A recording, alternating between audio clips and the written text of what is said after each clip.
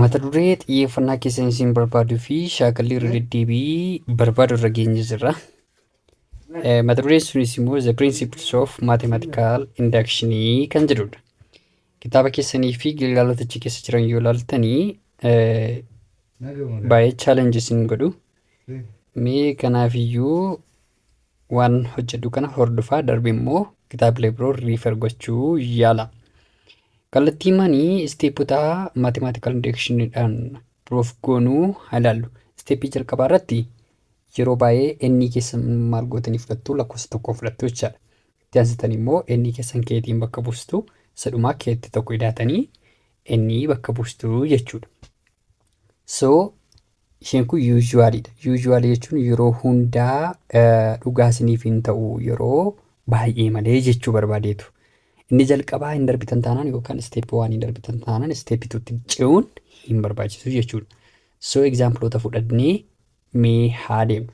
Egzaampilii jalqaba irratti nuyi fudhannu mee kan haa jennu 1 plus 2 plus 3 plus jedhee lakkoofsota lakkaawii yoo walitti da'ee ni kenna n time n plus 1 all over 2 naaf kennaa jedha.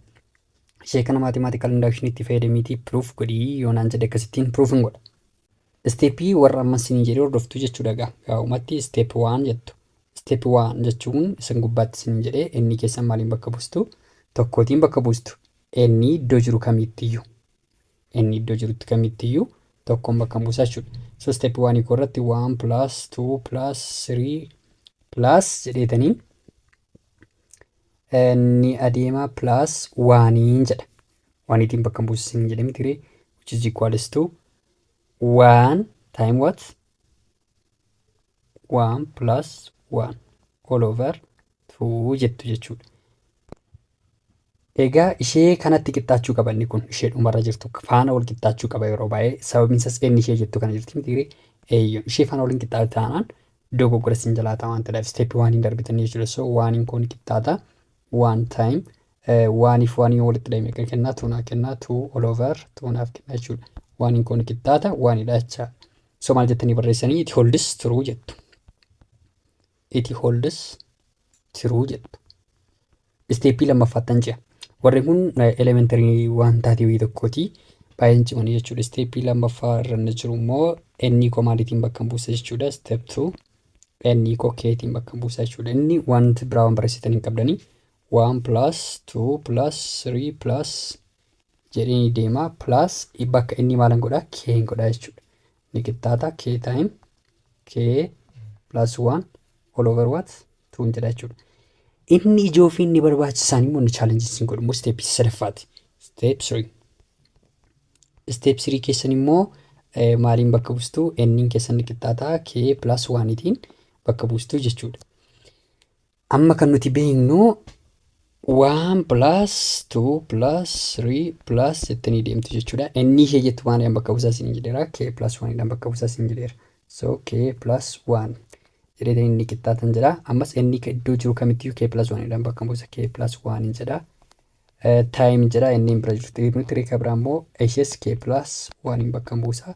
Plus 1 kan jedhu immoo durumayyuu jira jechuudha. Kun inni dha kunis inni dha.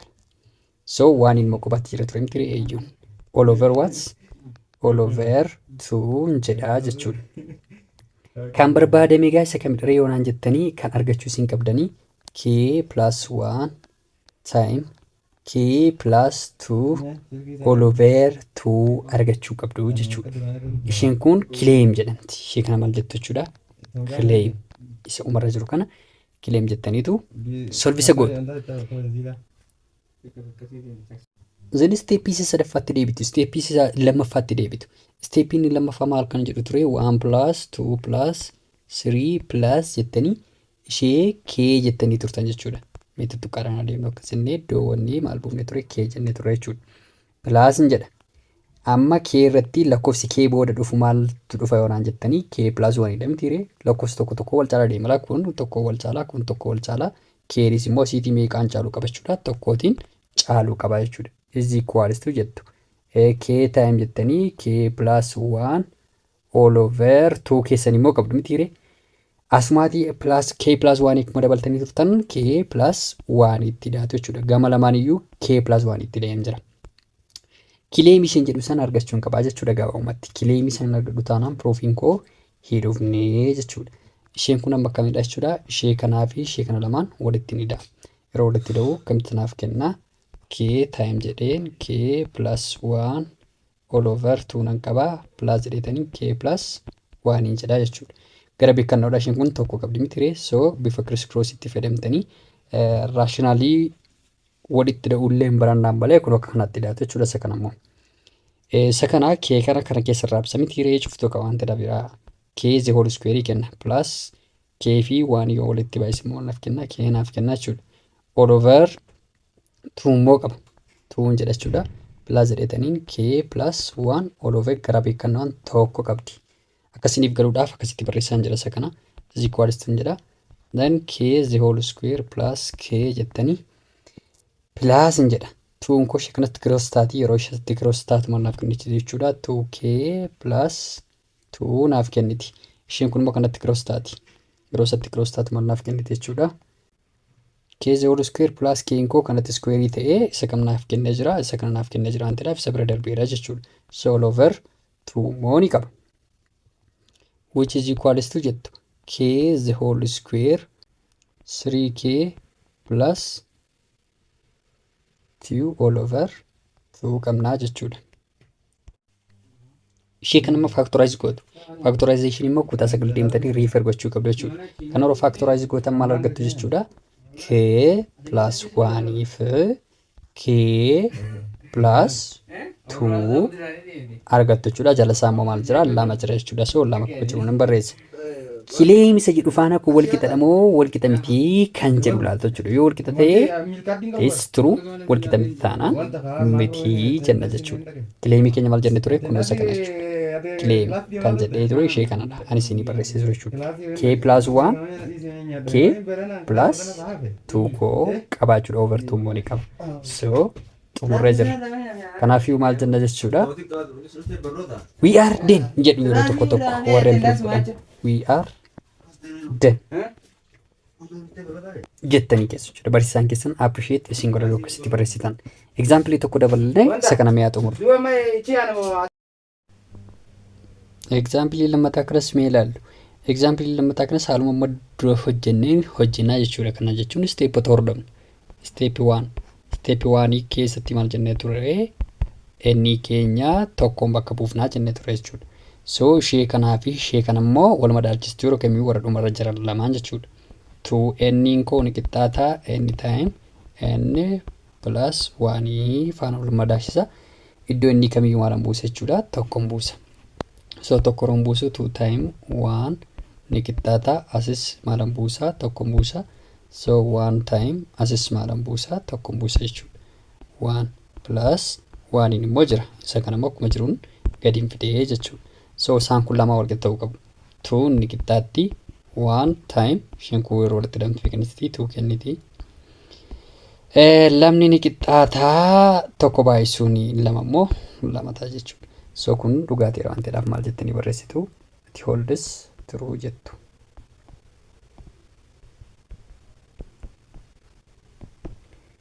Step 1 keenya xumurra jira. Itti aanee dhufu step 2 dha jechuudha. Step 2 keessaniidhaaf immoo inni keessan maaliin bakka buustu? K keessaniin bakka buustu jechuudha. 2 plus 4 plus 6 plus jedhee deema. K 2n jedhame tiree 2n isa jedhu sana iddoo inni maaliin bakka buusa?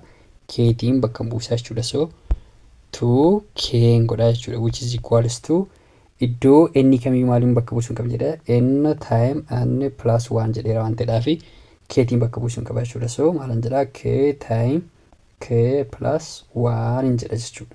Kunoo ishee kanatti hin fayyadamaa jechuudha. Kileemii koo step sadaffaarra kan jiru immoo kileemii kooti. Step 3 kan jiru n koo maaliin bakka buusa? K plus 1tiin bakka buusa jechuudha.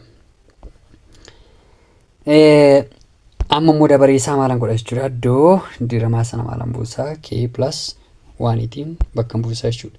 Isa maal jennee turre? 2n jennee turre 2 k plus 1 koo ni qixxaatan jedha. iddoo inni maalan buusaa k plus 1 bakka buusa jechuudha. Again iddoo inni maalan buusaa k plus 1tiin bakka buusa plus 1 immoo durumayyuu jira jechuudha. Isa godhatan cufa kun finally meeqanaaf kenna k plus 1 time k plus 2 dha jechuudha. Sababiin isaas 1 fi 1 yoo walitti hidhaman maal naaf kennu waan ta'eef 2 naa kennu waan ta'eef. Isheen kun maal jedhamti? Kileemii jedhamti. Kileem jedhama. So ammani kanan solve gochuuf jedhu kan argachuun qaba. Isa immoo maarraatii fayyadamtu steepii 2 irratti isa hojjettan irraatii argattu jechuudha. Steepii 2 keessan irratti kan hojjettanii turtan isa kanadha. Steepii 2 keenya gadi fidee yeroon isinii barreessu 2 plus 4 plus 6 lakkoofsonni kun meeqa wal caalaa jiru? 2 wal caalaa jiru. Meeqa wal caalaa isa jedhu beekullee qabdu isinillee. Plus jettu 2 inni isa jiru sana immoo 2k jedhamti tiree plus jedhama immoo 2k taanee kan dhufuu eenyudha? 2 wal caalu isin jedhe 2 itti dhaatu jechuudha. 2k plus 2 dha jechuudha. Ishee kana waan ambiraa fideetanii itti dabale. Sababiin isaas lakkoofsonni kun 2 wal gatu waan ta'eedhaaf. Haaluma wal fakkaatu warri kun lamaanis meeqa wal gatu? 2tiin wal gatu jechuudha. Ni qixxaataan jedha. Ni qixxaataan jedha. N time n plus 1 jedhee ture miti tiree. Isa kana immoo k gosa sanaatiin bakka buufadha jechuudha. Isa kana iddoo k keetiin bakka buusa akkam jedheen barreessaree. K time jedheetaniin k plus 1 jedha jechuudha. Kabiraan immoo maalitti hidheen ture? Isa kana hidheen ture waan ta'eedhaaf gama lamaan hidhamuu qaba jechuudha. Plus jedheetaniin 2k plus 2 jechuun qaba jechuudha. Finally lakkoofsota kanadha. Isa kana immoo yeroon barreeffadhu equals to jedheen deema jechuudha. Equals to jedheen deema. K jedheetaniin ammas k plus 1 jedha. Isheen kun lamaan common factory maal waliin qabdi jechuudha. Yoon barbaade kana keessa yoo raabsee bittimsuu hin danda'a. Garuu akkasiin rakkanneef booda yeroo bittimsitan sin rakkattu waan ta'eef isheen kun common factory qabdi. Common factory isheen qabdu maalidha? 2 jechuudha. 2 san baafadha. K plus lamni asiitii kunoo sitti ba'ee jira. Asii immoo lamni yoo sitti ba'u maal tafa jechuudha? Tokko naafa jechuudha. K plus 1 naafa jechuudha. Amma immoo k plus 1 fi k plus 1 keessan tokko ta'anii jiru waan ta'eedhaaf isaan lamaan tokkoma isaanii fudhaa. K plus 2 immoo walitti naannessuu factorization keessatti yoo yaadatu ta'e akkasitti hojjetama jechuudha. So isheen kun akkam taati? Is equals to jedhetaniin k plus 2 koo walitti naannessaa.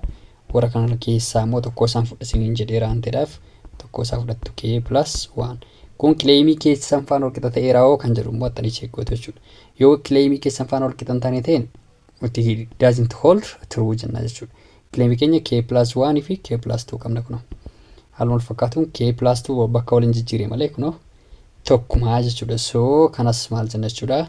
We are 10 jenna jechuudha. Findee jira. We are 10 jenna jechuudha because it holds true waan ta'eef.